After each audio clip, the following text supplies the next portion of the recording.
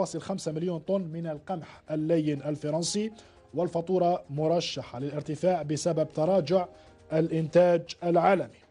رئيس المجلس الدستوري الفرنسي نشر في كتاب له لقاء مع بوتفليقة، هذا اللقاء كان في ديسمبر 2015، وقال أن بوتفليقة يأسف لإساءات المخزن. جون دوبري هو رئيس المجلس الدستوري الفرنسي قال: وجدت بوتفليقة مطلعا على الأوضاع الدولية وبدقة. جريدة البلاد عادت لتصريحات وزير الطاقة الأسبق شكيب خليل الذي قال أن توتال الفرنسية تحايلت على الجزائر. رئيس المجلس الدستوري الفرنسي أيضا مذكراته نقلتها البلاد وقالت هكذا: هذا موقف بوتفليقة من العلاقات مع باريس والمغرب.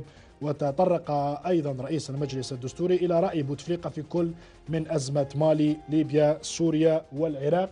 هذا رئيس المجلس الدستوري الفرنسي ذكر هذه الأمور في مذكراته.